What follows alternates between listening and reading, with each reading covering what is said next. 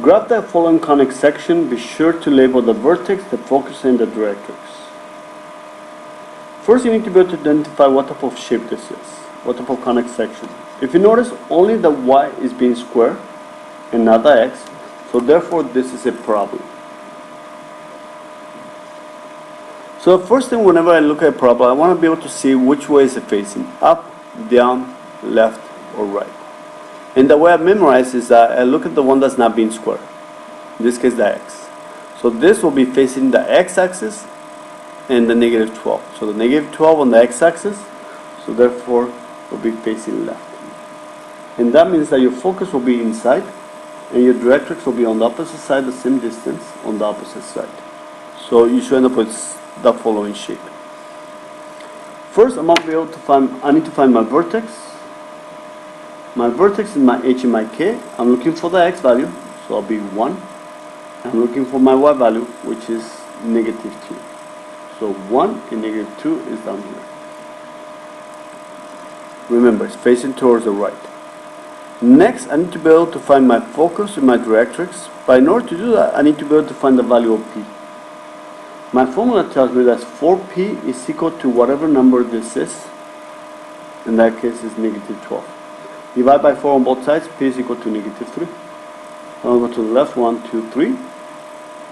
And that will be my focus. And to the right, same 1, 2, 3. And that will be my directrix.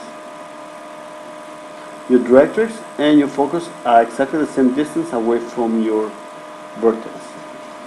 This is my directrix, and the equation for this directrix is a x equal to, because it's crossing the x-axis, 1, 2, 3, 4.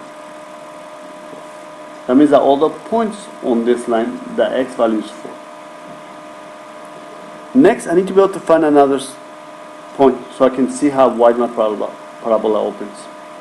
Ideally, you want to be able to go over to your focus and go to your x-axis to determine what to plug in. In this case, I'm going to plug in a negative 2. So I'm going to let x equal to negative 2.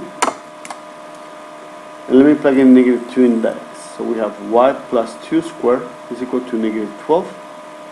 Instead of the x, I'm going to plug in a negative 2 minus 1. Y plus 2 squared is equal to negative 12 minus 3. Y plus 2 squared is equal to 36.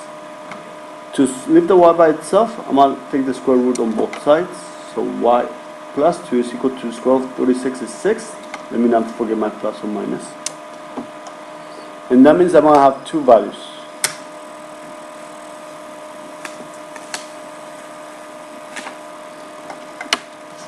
But let me first leave the y by itself. So we have y is equal to, move the 2 to the right becomes a negative 2 plus or minus 6. Two values, negative 2 plus 6 and negative 2 minus 6. One with the positive 6, one with the negative 6. And that will give me two values for the y.